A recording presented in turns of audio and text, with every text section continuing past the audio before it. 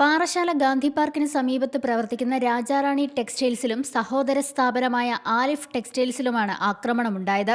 മുഖംമൂടി ധരിച്ചെത്തിയ ആക്രമികൾ CCTV തകർത്ത ശേഷമാണ് കട ആക്രമിച്ചത്.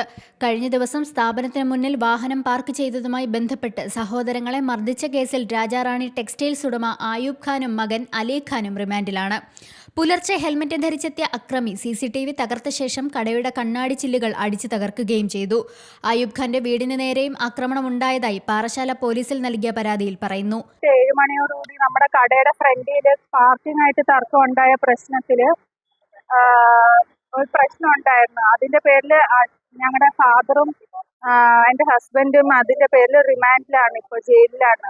അപ്പൊ ആ പ്രശ്നത്തിനെ തുടർന്ന് ഇന്നലെ രാത്രി 12:40 അടുപ്പിച്ച് ഞങ്ങളുടെ സ്ഥാപനത്തിന്റെ മുന്നിലുള്ള ക്യാമറയും ലൈറ്റും ഗ്ലാസ് എല്ലാം വന്ന് അടിച്ചു പൊട്ടിച്ചിട്ടുണ്ട്.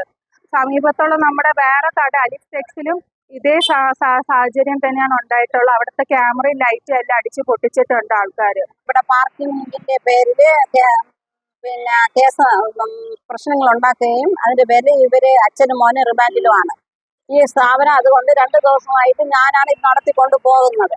അപ്പൊ ഇന്നലെ ആയപ്പോൾ ഞങ്ങൾ കട അടച്ചു പോയതിന് ശേഷം ഇതിനെയൊക്കെ അടിച്ചു പൊട്ടിച്ച് 2 കടയിലും നല്ല നഷ്ടങ്ങൾ ഉണ്ടാക്കി വെച്ചിരിക്കുകയാണ്. സംഭവത്തിൽ പാറശാല പോലീസ് അന്വേഷണം ആരംഭിച്ചു.